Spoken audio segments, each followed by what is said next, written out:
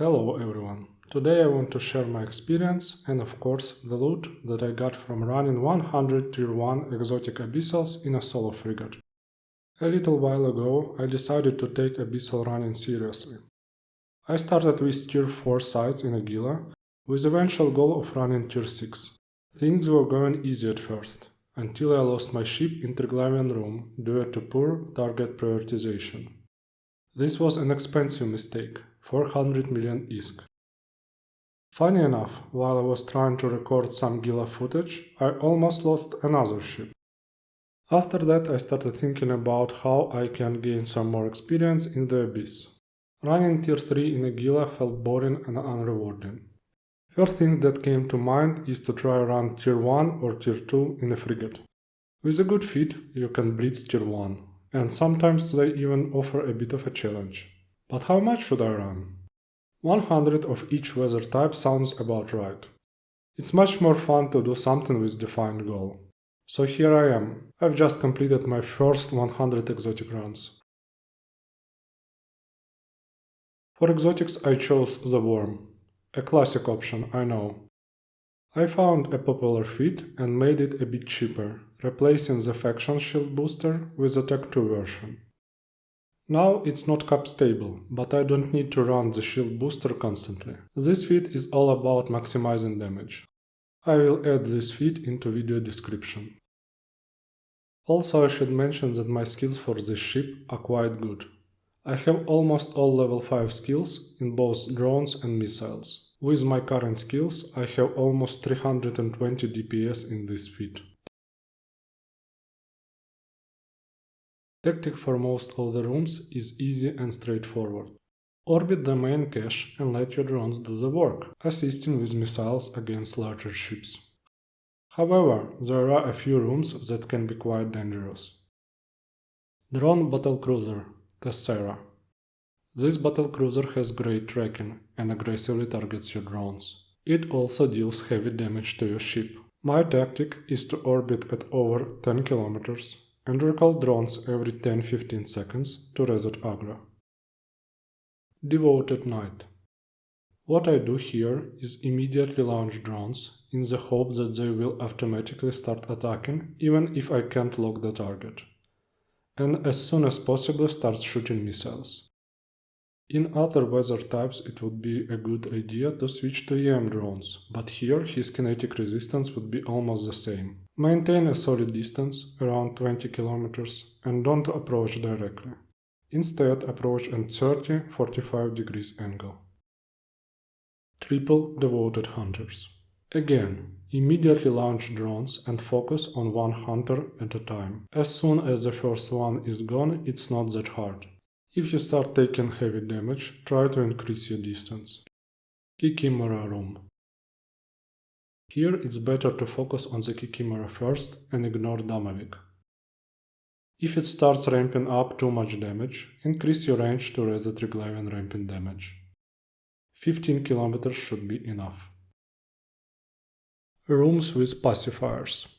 Sometimes the incoming damage is high. Also, skybreakers can damage your drones if they are too close to your ship, with their chain attack. Tyrannos, Leshak and Marshall rooms. These rooms didn't give me any trouble.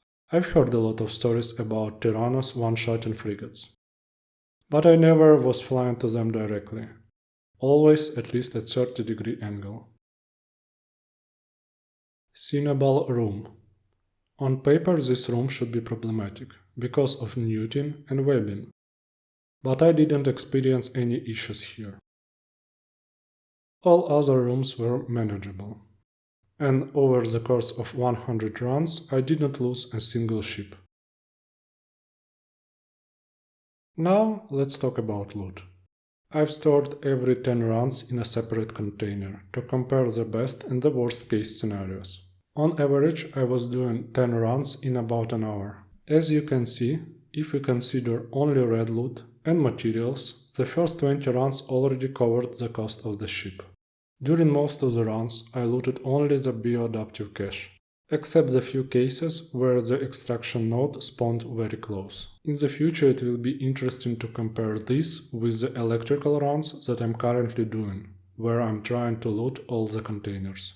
The luckiest drop I had through all these runs was a BPC for Faction Disintegrator. If I craft and sell this one, I can get 40 million ISK in profit.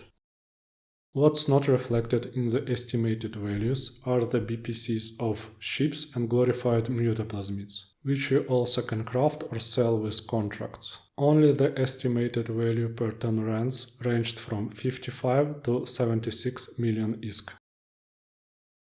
I spent a total of 8 hours, 49 minutes and 23 seconds inside Abyss. Let's round that up to 9 hours to account for undocking, warp into a safe spot and other tasks. The total estimated value is 644 million ISK. 100 million ISK is coming from filaments. I would say this is on the unlucky side, since I only got one T4 filament. 370 million came from the red loot, just a pure profit. 160 million came from materials, though that value really depends on the market. Right now, abyssal materials are more expensive than usual, so if I sell them now, the value will be closer to 200 million. Mutaplasmids from exotic abyss runs are quite cheap. In my case, they were only worth about 6 million. It would be interesting to compare this to dark or gamma runs, where mutaplasmids tend to be significantly more valuable. An interesting fact for me, for these runs I spent 300 tier 1 filaments, but looted back 291 tier 1 filaments of various weather types. I would guess that after running all weather types, I'll end up recovering most, if not all, of the filaments I used. Sure, tier 1 filaments are not expensive, but it's still interesting that you could theoretically run tier 1 sites endlessly, without needing to buy more. And of course, there are a lot of filaments from other tiers. Let's make some final calculations. If we will add a somewhat realistic value for blueprints, 5 million ISK per Kikimera BPC, based on contract prices, and 25 million for faction model BPC.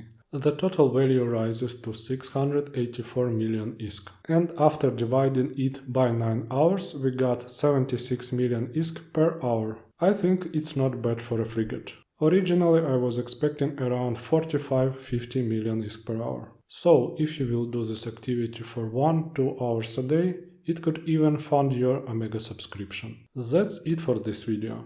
Thank you for watching.